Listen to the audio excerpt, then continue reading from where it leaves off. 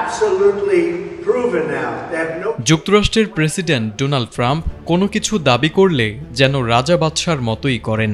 এবার একটা নয় দুটো নয়, একেবারে 7টি নোবেল পুরস্কার দাবি করে আলোচনায় এসেছেন তিনি।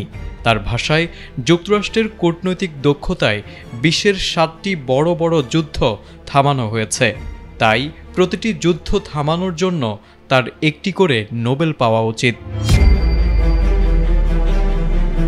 সম্প্রতি এক ভাষণে ডোনাল্ড ট্রাম্প বলেন, আমি 7টা যুদ্ধ থামিয়েছি, প্রতিটির জন্য আলাদা নোবেল পাওয়া উচিত। আমাকে একটিতে সীমাবদ্ধ করা ঠিক হবে না।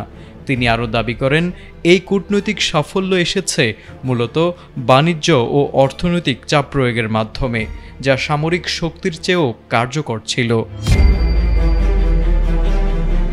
ভারত পাকিস্তান সম্পর্কের প্রসঙ্গ বিশেষভাবে টেনে আনেন ট্রাম্প।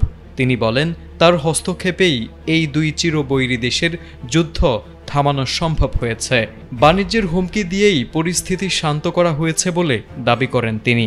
LME সার্টিফাইড বিশ্বসেরা কপারে তৈরি ওয়ালটন কেবলস, যা আপনার স্থাপনাকে রাখবে সব সময় নিরাপদ। এমনকি পরমাণু অস্ত্র থাকা সত্ত্বেও যদি দুই দেশ যুদ্ধ করত, তবে যুক্তরাষ্ট্র তাদের সঙ্গে সব ধরনের বাণিজ্য বন্ধ করে দিত, এই কড়া বার্তাই দিয়েছিলেন তিনি। ডোনাল্ড ট্রাম্প দাবি করে বলেন, Thailand, Cambodia, Armenia, Azerbaijan, Israel, Iran সহ মোট 6টি সংঘাত নিয়ন্ত্রণে এসেছে যুক্তরাষ্ট্রের কূটনীতির কারণে। এসব উদ্যোগের প্রায় 60% সম্ভব হয়েছে বাণিজ্যিক কৌশল দিয়ে। তবে সমালোচকরা ট্রাম্পের দাবিকে অতিরঞ্জিত ও নির্বাচনী কৌশলের অংশ বলেই মনে করছেন। বিশেষ করে ভারত পাকিস্তানের মতো দীর্ঘদিনের উত্তেজনা কেবল একটি ফোন কল বা বাণিজ্য হুমকিতে থেমে গেছে, এমনটি বিশেষজ্ঞদের কাছে বিশ্বাসযোগ্য নয়।